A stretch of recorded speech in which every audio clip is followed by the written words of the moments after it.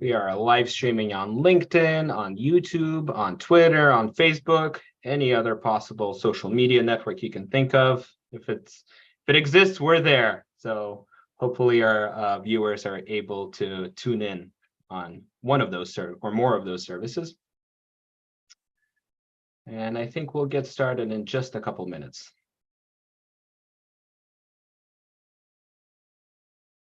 Why not all of them? Just open up a window for each. That's what we encourage. We should offer some kind of incentive for multi-channel viewing.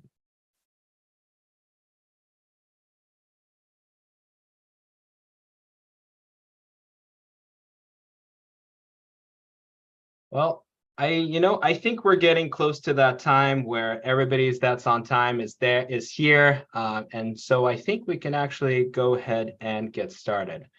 So I'm going to share my screen. Gonna make sure it's full screen. How does that look, Rich? Do I get a thumbs up? Looks good. Awesome. Well, in that case, Rich, I think we're good to go. All right. Well, hello, everybody. Welcome. We at the USAEL are excited to kick off today's edition of Careers in Esports webinar series. This is the second entry in our recurring series of webinars that aims to provide students, educators, and esports enthusiasts with a unique opportunity to explore a multitude of jobs and career pathways in esports. So every month, we'll be talking to a different expert from the world of esports and gaming. This roster includes professional players, coaches, game developers, tournament organizers, and a variety of others to give our listeners firsthand insights and expert advice on pursuing a career in the esports industry or orbitals. Our guest list is full of industry veterans stemming from companies and organizations that have established a significant presence in the space, such as the ones you can see on the screen. But first, let us start here today with some introductions. I'm Rich Conti. And I'm Peter Poliglov. And we are your recurring hosts for the Careers in Esports webinar series. Remember, throughout the series here today, remember to post your questions in chat to be answered for the live Q&A portion at the end. Rich, let me ask you this. With your game development and computer science background, I would imagine you're pretty excited to introduce today's guest. Oh, you can say that again. There are some really cool things to talk about coming up very soon here. Would you do the honors then? Of course. So without further ado, it is my privilege to introduce to our audience, Andrew Sabri from Frost Giant Studios. Andrew, thanks for being here today. Yep, thank you. Really happy to be here. For those of you who aren't familiar with Andrew's history, we've added some highlights from his work experience. This includes 15 years at EA. For those of you who might not know, EA produces many popular titles like Madden, Apex, Sims, UFC games, and FIFA, now FC. Andrew was directly involved with working on many Madden titles, starting as a software engineer and working his way all the way up to technical director prior to departing EA and taking on the role of studio engineering director at Frost Giant Studios. Wow, that is quite a resume. Andrew, you must be a busy man. How did you manage all this? Lots and lots of support from my wife and family. It took a lot of dedication, but it helps when your hobby is also the same as your career. So you kind of get to double dip and utilize your time on both. But yeah, really happy with what I've been able to do. Absolutely. I feel that. And actually, that's a great segue into our next question here as well. Professional experience and career aside, Andrew, can you tell us a little bit about your hobbies and interests and personal life outside of work? Yeah, my main hobby is I don't have a dedicated hobby. I tend to get bored of things pretty easily. So I'll just keep on doing new things as soon as I get bored. But I've done I try to round it in just family and fitness and athletics, and then just kind of go from thing to thing to thing. So as a kid, I tried pretty much every sport, but I kind of gravitated toward ice hockey. I was actually the captain of our EA ice hockey team, even though I'm in Orlando. Apparently, there's enough people that wanted to field a team here, so that was pretty fun. I also have 2 Huskies, which you'll probably hear on this call if they end up starting a howl. So I almost want to apologize, but they're adorable. I'll let them in if they come in. So fair warning there. I pretend to be an avid runner, so in order to keep them somewhat calm, I'll run with them almost every day. And then I also have my wife Michelle, my daughter Evelyn, and my son William, who every moment I'm not working, I'm spending time hanging out with them, playing games, and so on. In the picture, that's actually the Matterhorn in Switzerland. On a whim, we went to visit my sister, who was kind of traveling through Europe, and we decided, you know what, this isn't on our bucket list, but we're gonna add it. And it was a crazy fun time. So we ended up just hiking along the mountains, and we got to pose with chocolate and then eat copious amounts of it after. Well, That is awesome. if your Huskies decide to enter the picture, that is one interruption we would not be upset with. It's the getting them out is the awkward part, but we'll see. Rotating back a little bit to your career timeline, we've actually put together an approximate timeline from information that was on your LinkedIn profile, highlighting some of the key moments in your career. Andrew, does this look accurate? And could you walk us through this timeline just a little bit? Yeah, at a high level, it looks perfect. So when I was in high school, I kind of realized computer science was like the career path I wanted to take. My dad was actually very anti video games, like just in general, and he didn't understand that, hey, there could be a potential career there. So I never thought it was actually something attainable, especially with all the rumors of how hard it is actually to like break into the industry. So I treated my education as like, all right, I'm going to focus on computer science. Worst case, I end up with a pretty darn well-paying job that's stable and still relatively interesting. So I went to Virginia Tech for my undergraduate, focused on computer science. So I was one of the very fortunate to know exactly in general what my major was going to be, and just kind of all in on computer science in general. And while I was at Virginia Tech, I started taking on some internships. So IBM, which is showcased here, I worked for a couple of defense contractors on top of that. And I slowly but surely realized, non-video game programming was a little bit boring. It paid the bills, but maybe I should look into like other ways that I can potentially break into the industry, or just kind of scratch that creative itch that those industries are very much missing. So I ended up having the opportunity to work in an undergraduate research lab focused on human-computer interaction, which is basically fancy talk for user interfaces and how to improve them. This was like 20 some years ago. So at the time it was like new stuff, like how do we handle notifications and things along those lines. And when I was in the lab, all I could think was I should look at doing video games on this. And that's what ended up giving me a little bit of experience, or making me stand out a little bit, to get my job at Electronic Arts. I started there as an entry-level programmer working on gameplay and presentation systems, so cameras, cutscenes, audio, etc. Slowly worked my way up the ranks as I learned that I had just general interest in becoming a technical leader. Spent 15 years of my career there, which is a bit abnormal for the game industry, but I was very happy there. Electronic Arts treated me very well. But they weren't quite scratching that itch. And 15 years on similar titles. I was on Madden, FIFA, helping out with FIFA and other sports titles, just generally in my role. So I decided to take the plunge with a new company named Frost Giant, where I could be the studio engineering director and basically not have a huge company like behind me. And I got the opportunity just to do things on my own and really focus on an esport focused game that I was genuinely passionate about. Well, that's great. Thank you so much for that overview. And I think we're going to dive a little bit into some parts here, and we'll actually jump back to the start. Yep. And talk to us a little bit more about sort of that first step of becoming interested in programming. So how did that really begin, and how did your programming skills begin to grow? Yeah, absolutely. Before I even knew what programming was, when I was 5, I got gifted by my family Nintendo Entertainment System.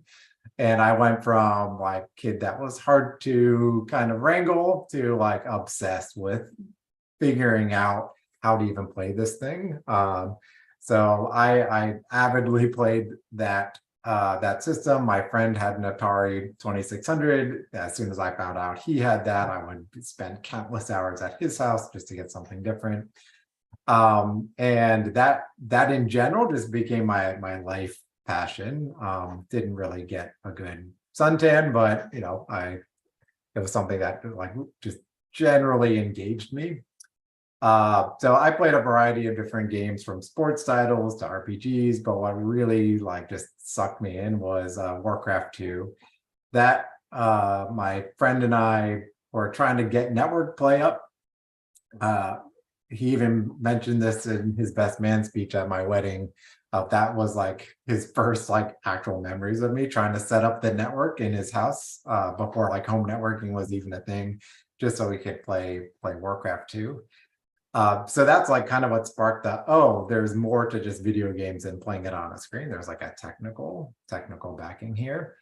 Then I got my first calculator, and it came with a manual that actually had all the programming instructions. And of course, my first thought was like, I want to put games on this thing. So the nerd I was, I read through that whole manual and figured out how to get it programmed to get that first thing up and running. And as soon as I saw it show up on screen, that just became my new obsession of like going from playing to creating and sharing these little Casio and TI-83 games with all my classmates, and just seeing the joy they got out of playing them.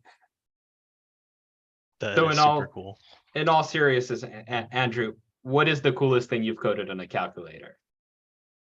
The one that actually got people like coming to me to play was I created this little like Pokemon-esque RPG that you could like had all the little cutscenes where you could show the abilities and all that, and just kind of play through this text adventure, but with actual battles. And I was pretty darn proud of that, because I actually had to learn how to do the little pixel art by drawing it on the darn calculator. And that was pretty cool. That's when I went like, okay, this is something I want to do moving forward.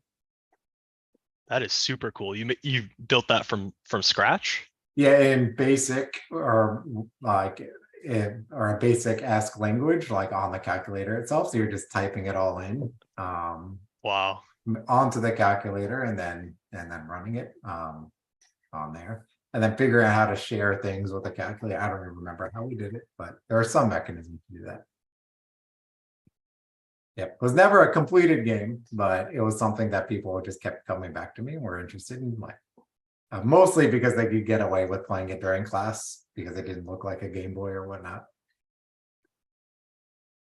And just to it seems very clear that your passion for gaming and for video games is what kind of led you to want to start learning programming, or to pursue that as a career. Yeah, that was the like, hey, this programming thing is pretty fun.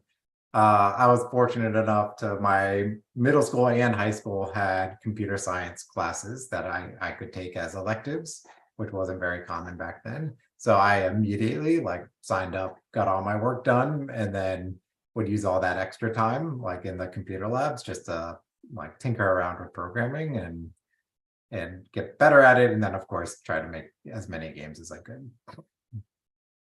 That's awesome. That actually segues really well into our next question.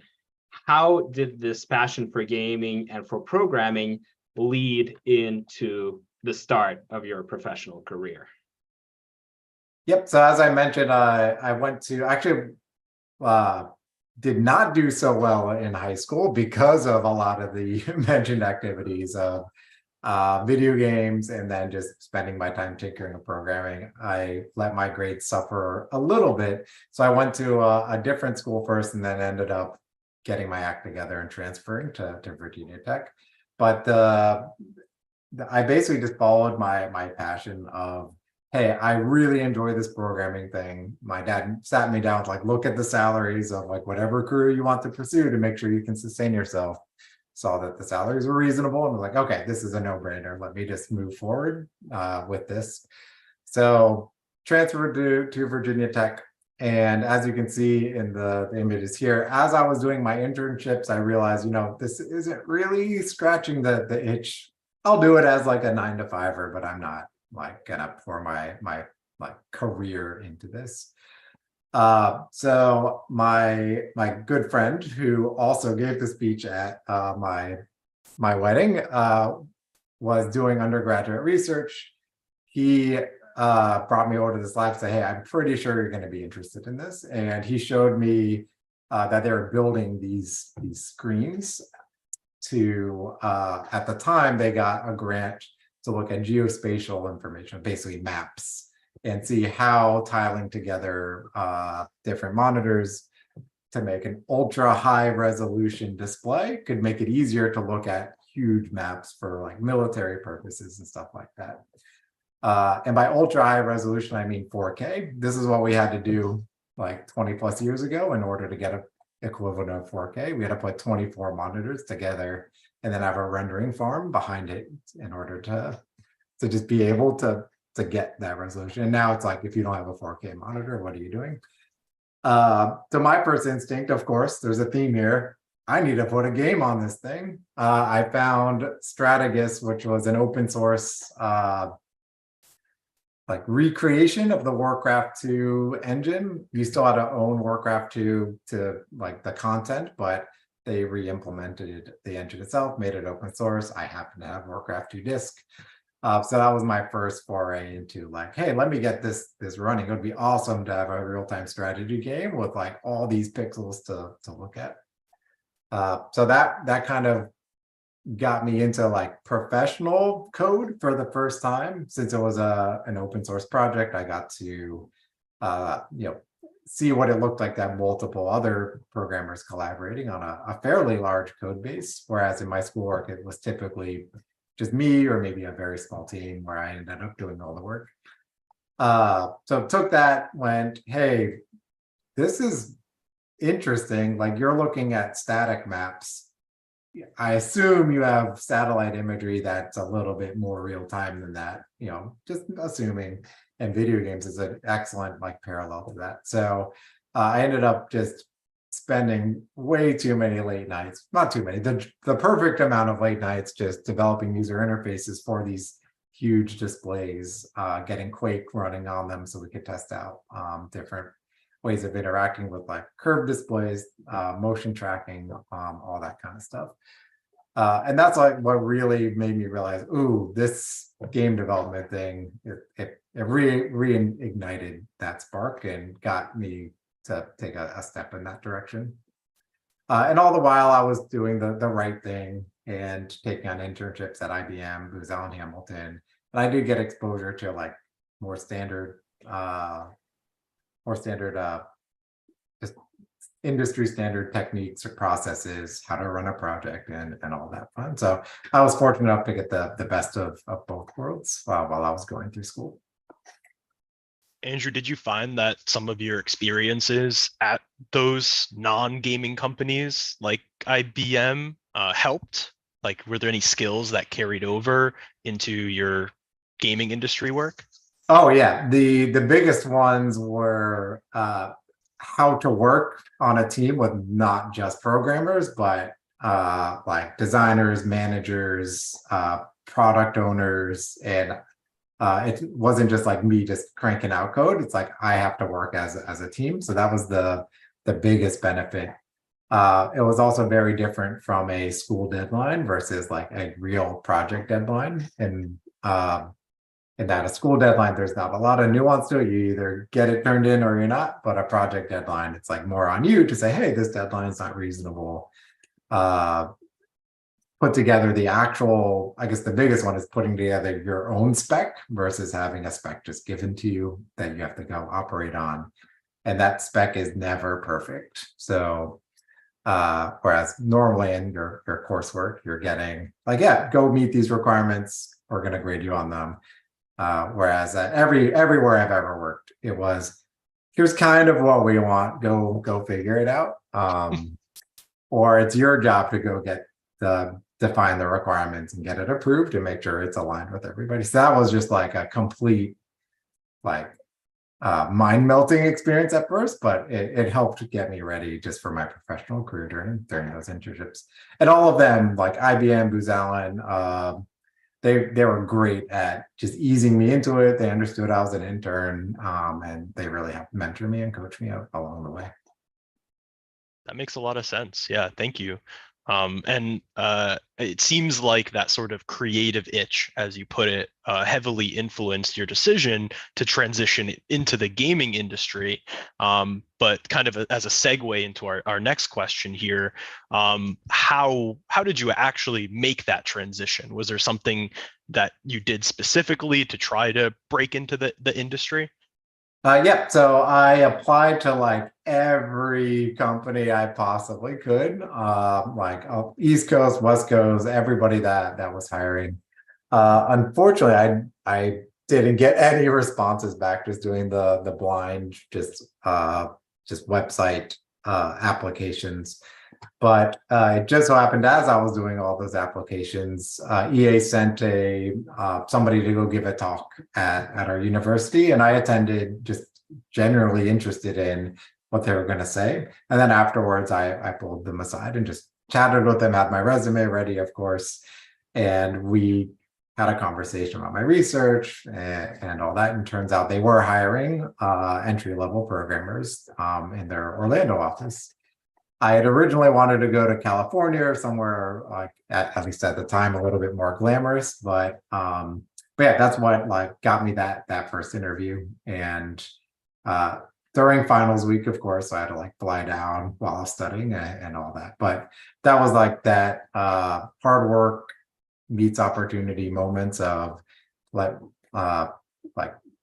sparking that conversation, getting that interview, and then yep, the rest is history. I started my career at Electronic Arts shortly after.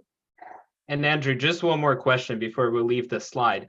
What is the relationship between the number of screens you can have and how good you are at the game? Do I just need to invest in more screens, or is there no hope for me? Yep. So actually, one of my papers covered that. If you have no fog of war, the more screens you have to a point. I think the conclusion was if you have 6 screens or equivalent of that number of pixels, and your opponents have a smaller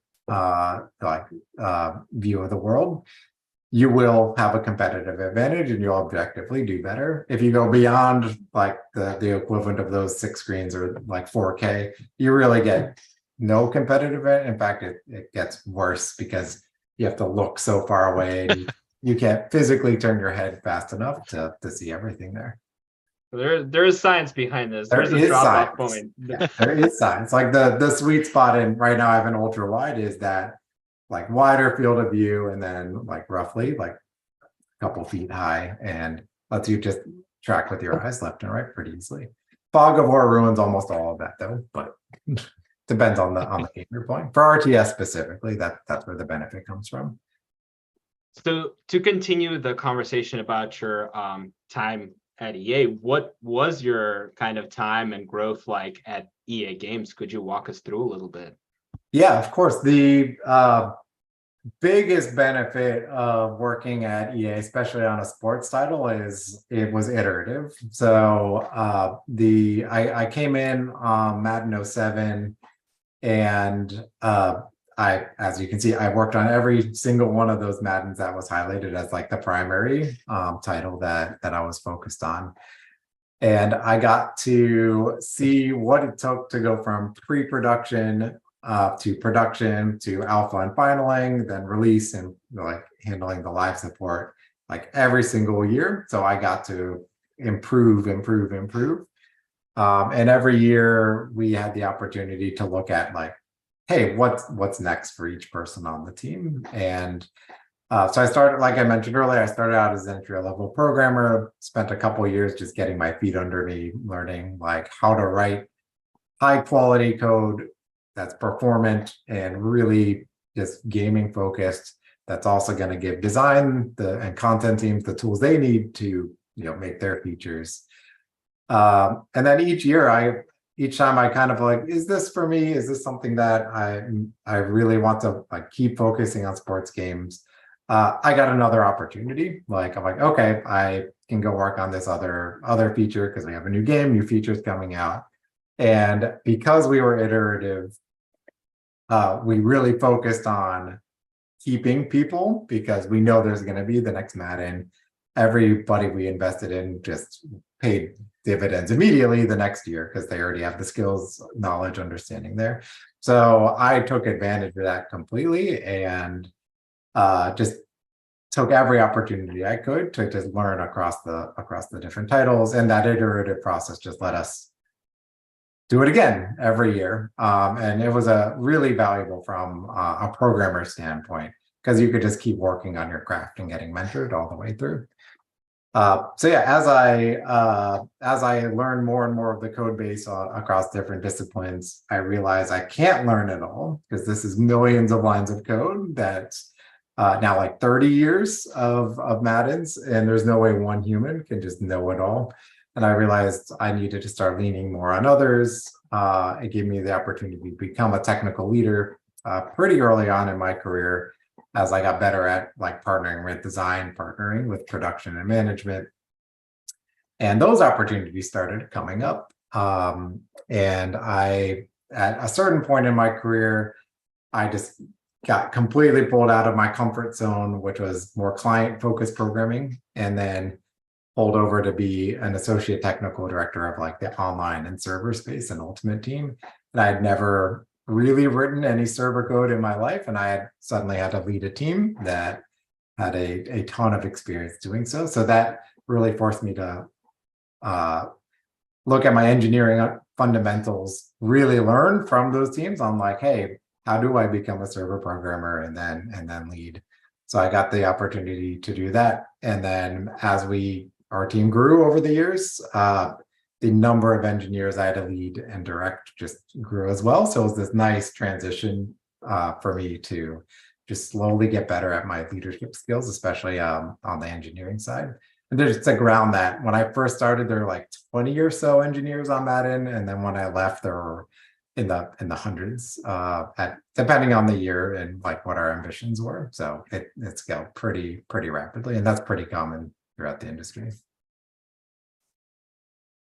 That's really cool. And something that you said there, the iterative process of Madden, that is maybe something a little bit unique here with EA and these sports titles, because year after year another game similar is going to come out. So it is maybe something unique here, and it seems like you definitely took advantage of that process, right? The iterative process and climbing the ladder over your 15 years. You held titles like software engineer 1, 2, 3, lead software engineer, associate technical director. Can you tell us a little bit about the differences working as an engineer compared to a director?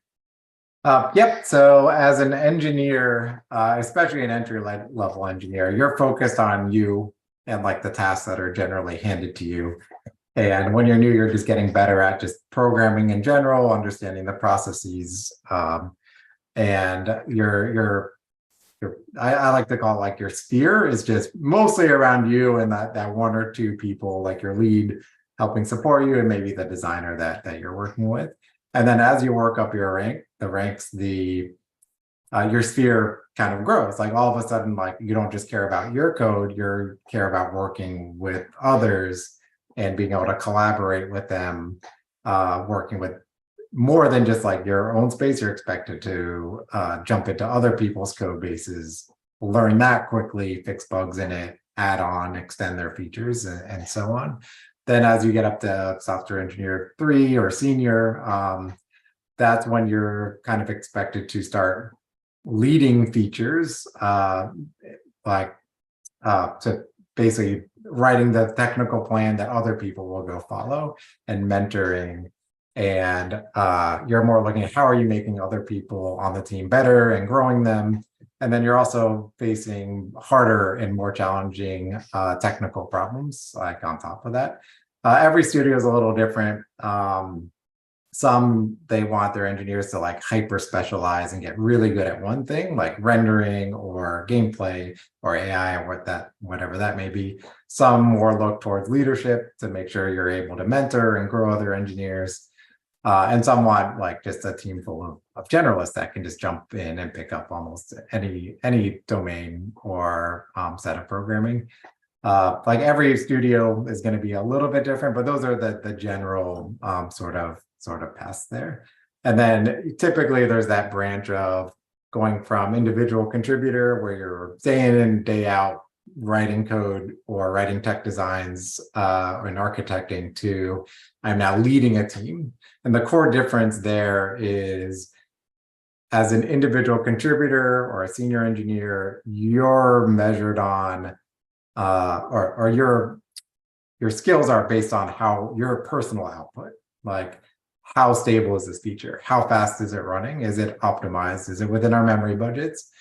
When you become a lead, you are responsible for the output of all your engineers. Is my team writing performant code? Is my team hitting our memory budget targets?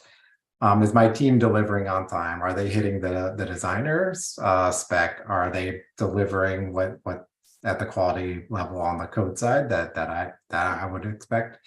And that's where it gets a little bit fuzzy, because you could like make sure you're personally making sure everybody is doing those things, or you can delegate and so on.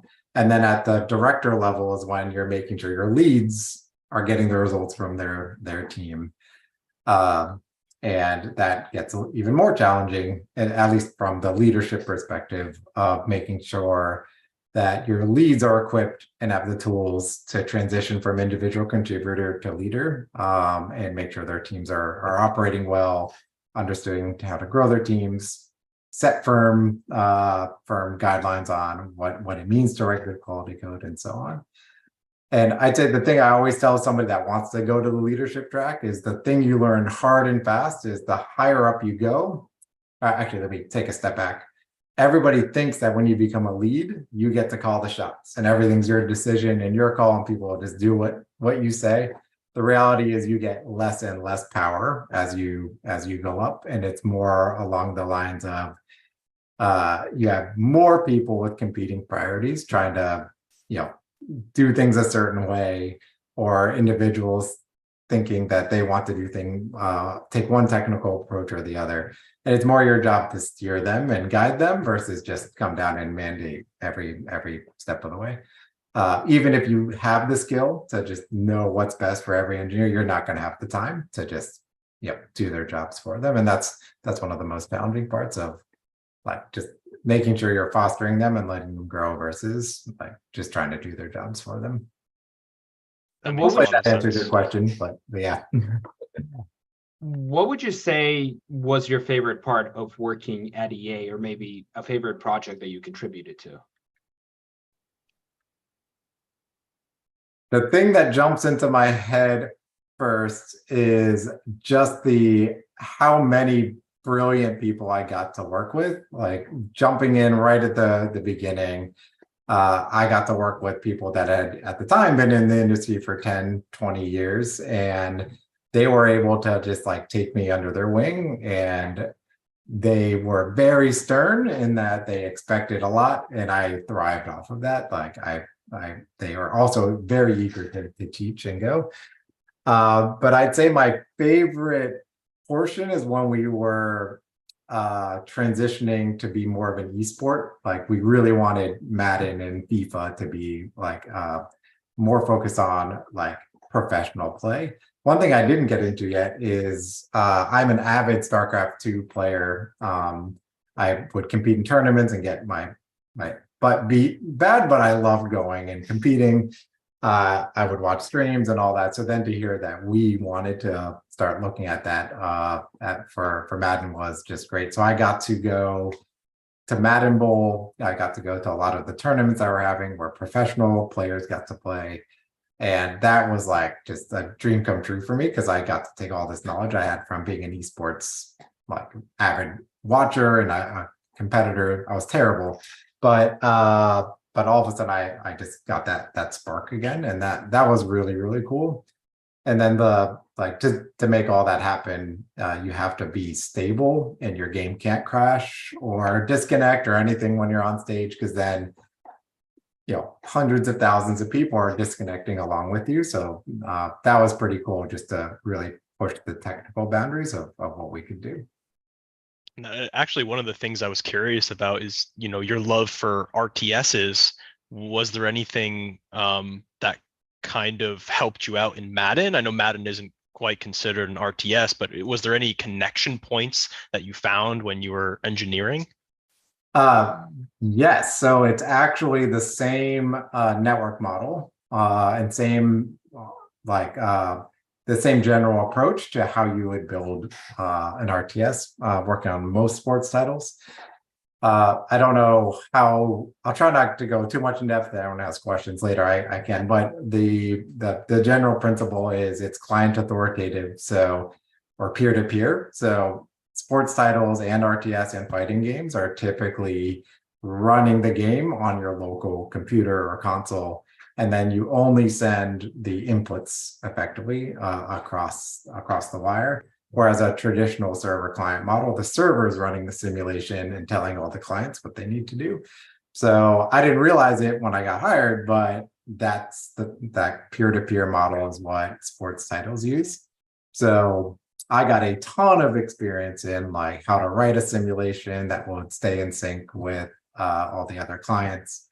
The esports side, the competitive side, that's all incredibly similar.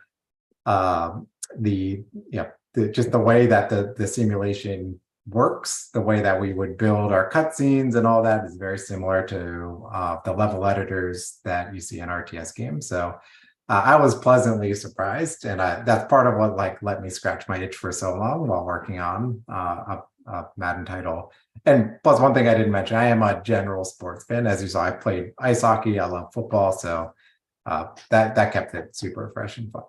But yeah, lots and lots of similar technologies. So I was set up for success for my transition to Frontstride there.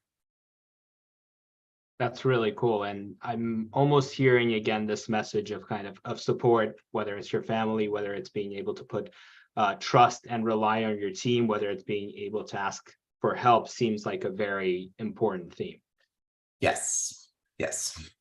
And I think we're going to come back to that a little bit later. I'd like to jump ahead into the next question and jump ahead a little bit in time.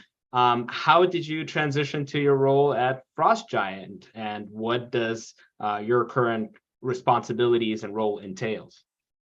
So I got to the point of my career at EA where there just wasn't much there that I hadn't done before. Like the next step would be to running even more teams. And I found myself getting too disconnected from the game itself, and focused on things more at the studio level across multiple different games. So when Frost Giant, as I mentioned, avid StarCraft fan, I saw Frost Giant was this new studio starting up and they were looking for a technical director. So I applied, promptly got rejected because they ended up hiring the former lead engine engineer from StarCraft 2. And as I was talking to Tim, the CEO, I was like, yeah, you should hire him and not me, because he literally did it for StarCraft 2. But we kept in touch and we chatted, and the startup was still in its early phases. And then a year or so went by and they secured their first round of funding. We're like, all right, it's time to actually build this thing. And that's kind of where I came in. So I had probably the hardest decision of my life. Do I leave Electronic Arts, which has the stability of an iterative title? I've built a career there. I have tons of friends there, to go chase this other dream. And what ended up solidifying the decisions, I didn't know if I could do it. I didn't know if I could build a studio from the ground up. I didn't know if I could take a game that had nothing there before, because Madden, I inherited a code base, and my job was to improve it and build upon it and make it like more future proof. But I always had something there. Whereas with Frost Giant, we had basically nothing. We had to build it from the ground up because we didn't have anything.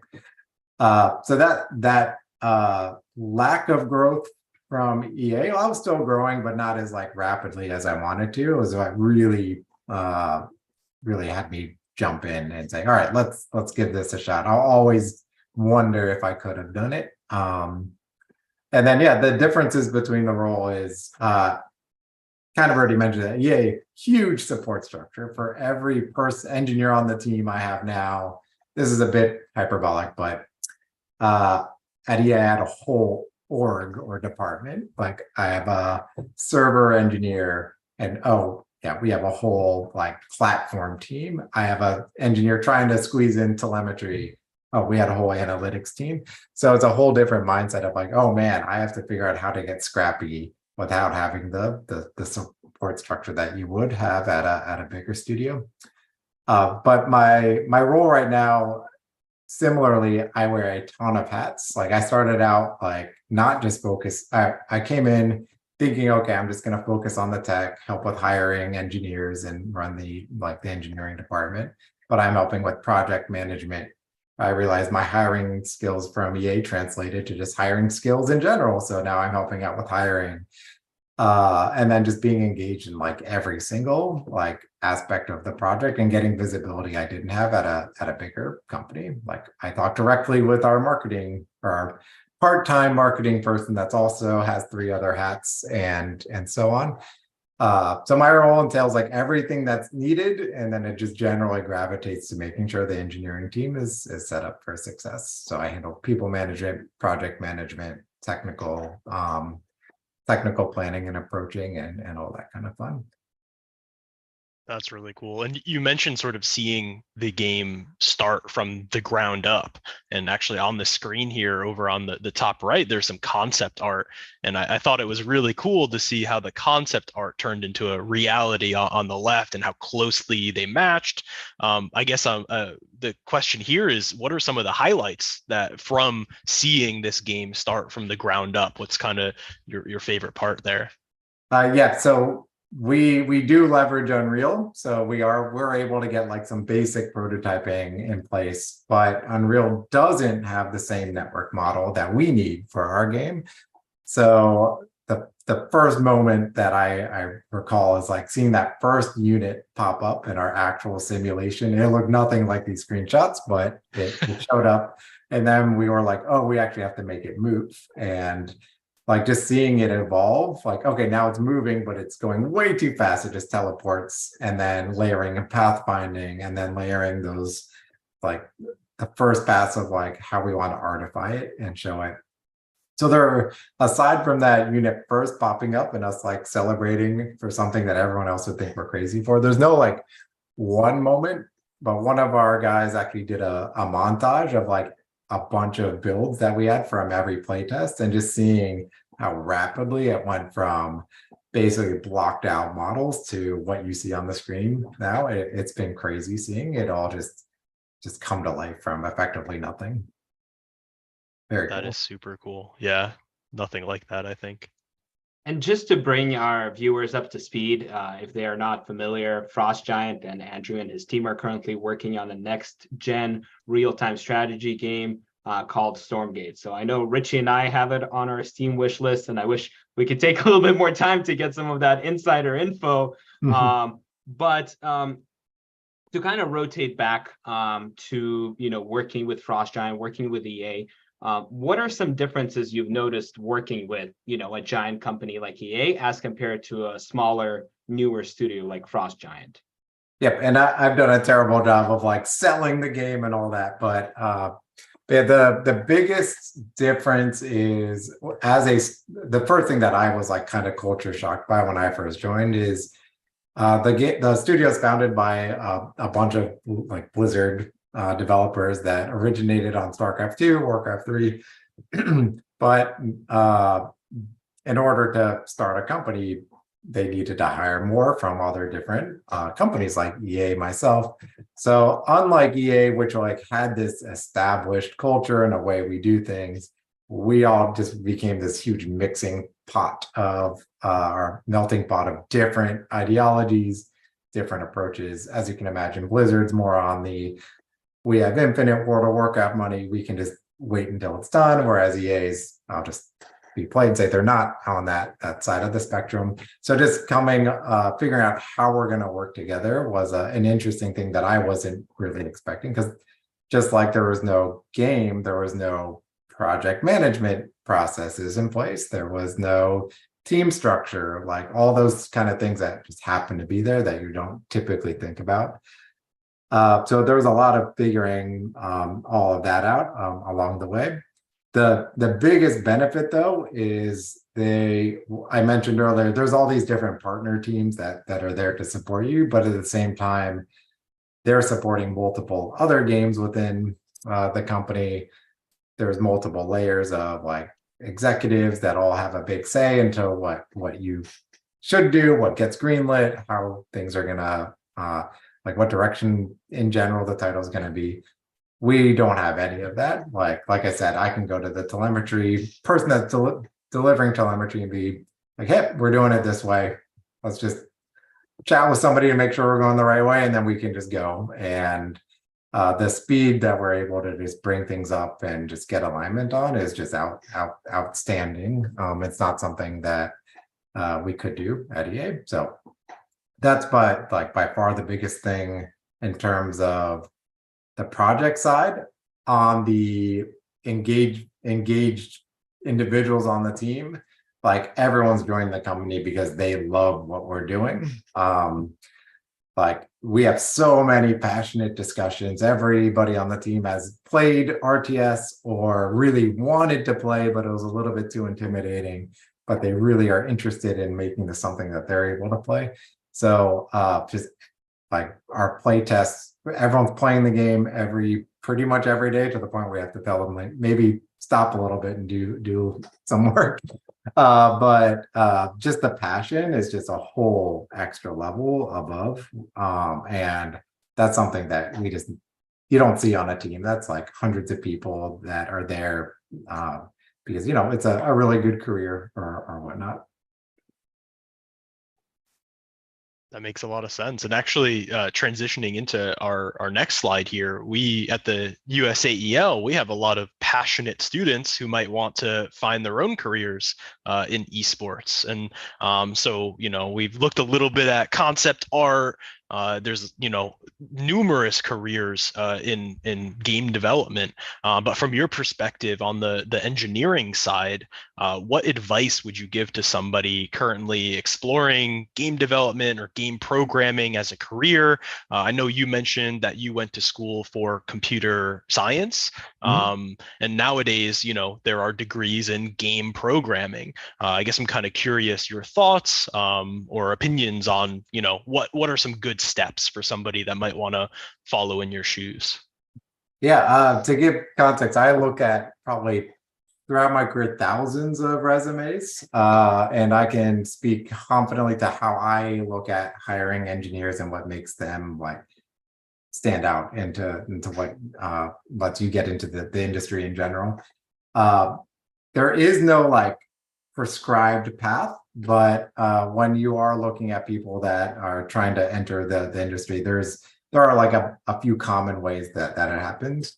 I'd say the most common is, and I'm biased here as well because it's the path I took, get a traditional computer science degree from a university and showcase that you contribute to other gaming related projects, your own personal projects, show that you can take a game from 0 to nothing or contribute to something that's already there. Nowadays, you can get something up on Steam fairly, not easily, it's not easy, but it's an avenue that didn't exist when I was programming.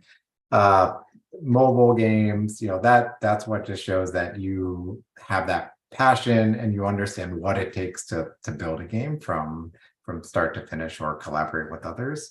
And that's going to make you stand out like completely from all the other applications that are coming in, because there's a ton of people with computer science degrees, but there's not as many that have shown that they're this is the thing that excites them and makes them want to get into programming and so on.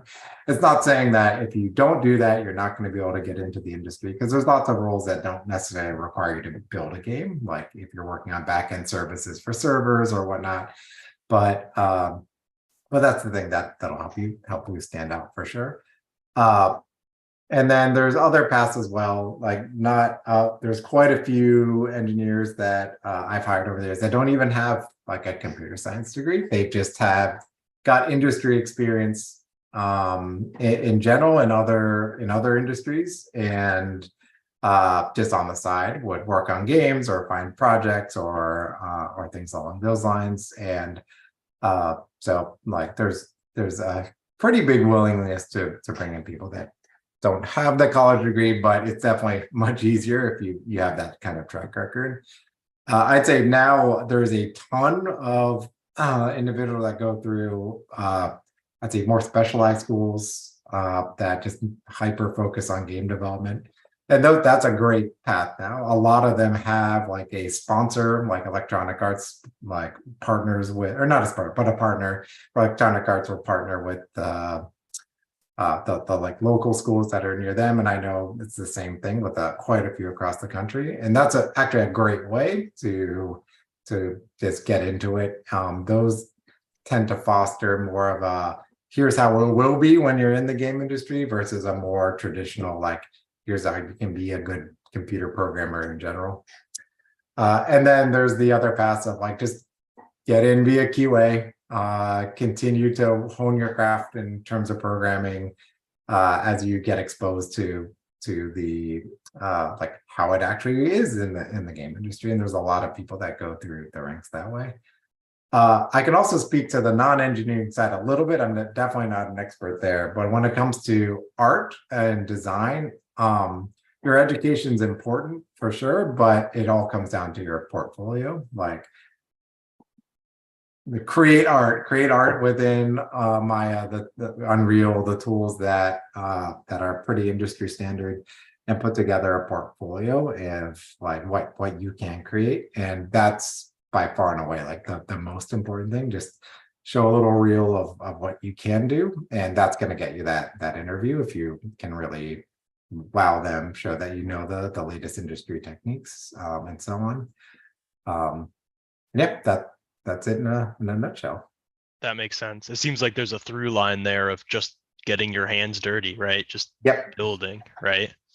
If I had to, almost from what I'm hearing, if we were to dilute the big things you look for when you're hiring new engineers, right? Education, experience, and energy is almost seems like the three key things. But as you mentioned, in certain at certain times, that experience, that having that portfolio, having contributed to projects is almost more important than just a traditional education.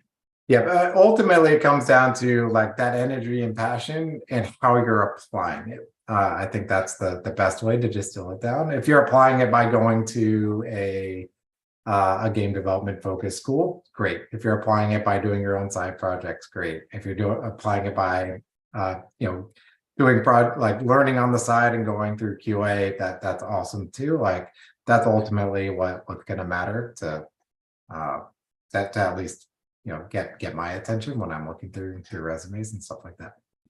Hopefully that can serve as inspiration to some of our students. Go out and do it. Work on projects, commit code, and just get that experience. Yeah, and there's like so many applicants that have the energy, but they just haven't shown it in some way that gives us the confidence to bring them on. Because there's like if you just look at forums, everybody has ideas and wants to be in the industry, but you also need to show that you have the talent and skill set as well. And it's tough. Like those are really, really hard things to do, and I definitely acknowledge that. But yeah, just figuring out, like finding that opportunity to jump in and leaping in is hugely beneficial. Well, thank you, Andrew, so much for sharing your insights and expertise. I know we've only got a few minutes left, so I think it's time we transition into our Q&A portion. So we've received a couple of questions in chat. I'm going to go ahead and stop sharing my screen, and we'll kind of just shoot those off, if that's okay. Yeah, let's do it. So Rich, I'll take the first one here for Andrew. Andrew, how many of your colleagues and coworkers also started their programming careers by playing video games? I'd say pretty much all of them. Like there's a few like specialized roles where, like I mentioned, like server backend, things along those lines where, you know, maybe they didn't play that many games, but it would be hard to find somebody on any team I've worked on that didn't like get that entry point into playing games for sure. It's also nice because everybody I've ever worked with shares the similar hobby, so it's really easy to make friends. Absolutely. And I think we have one more coming from our YouTube chat. Andrew, how many monitors do you have for your setup currently? I just have one, but it's an ultra wide, so it's technically two widescreens put next to each other. Yeah, anything more than that is just overkill, and my wife would kill me on top of that. So we'll keep it one ultra wide. One of the questions that I had actually is how do you think schools could help support students in either gaming or game development, like thinking maybe high schools right before college? The pattern I've seen that I love is having like hackathons or like programming competitions of some sort. Usually those are very like small, finite amount of time where you like get everybody together for like 24 hours or a week. Say, hey, we're all going to create a game and compete.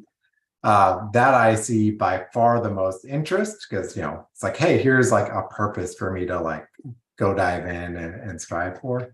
But it also gives a really good just opportunity for a lot of people to come together, share ideas like, how do you do this? What engine did you choose? What approach did you have? And get people talking, collaborating.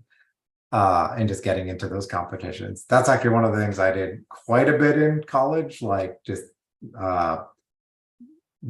general like competitions and things like that, just to enter yourself in. And I wish every school would do that because it's super fun and it's like it just gives you that motivation to just jump in and give it a shot. And super fun and builds that portfolio like we were talking about. Yep. Building projects. Yeah, it's a great idea. Yeah, on top of that, just the thing I wish I was taught in high school and so on was, as I'm going through my math courses, tying it to games. Like when I was in like linear algebra in college, I wish they had said, hey, you should really learn this because this is the fundamental math for how cameras work in game, or this is the basis for, you know, 3D rendering and you need to know this, or hey, this acceleration, velocity, etc. You know, you're going to need that to actually figure out the math to control like how the, you know, your player moves and things like that. So that's something that like I'm like, ooh, I would have paid way more attention back then and had more interest if they tied it to something instead of the you need to learn this so you can get to the next math level, which is now it's exciting. Funny you should say that, Andrew. I don't know if you know our course offerings, but we have a product called Gamer Math where we do just that. We teach math standards and connect them to the games that all the kids, are playing and competing in now, trying to build those meaningful connections. So it's a good idea you got there. Promise, I'm not a plant. It genuinely, that would have gotten me so much more engaged right from the get-go. But I think that's all the questions that we have time for today. Unfortunately, that means we have to conclude our webinar. Andrew, huge thank you for coming here today and talking to us. I know our students and educators really appreciate the insights and the experience that you've shared with us today. Oh, yeah, like I said when we started, very happy to be here, and I love being able to just spread the knowledge I've learned over the years. And yeah, thank you for having me. Wonderful. Well, Richie, will you cue us out with Sure, your age-old quote? Well, thank you, Andrew. Thank you, everyone, for tuning in. Hope you all have a wonderful night, and happy gaming.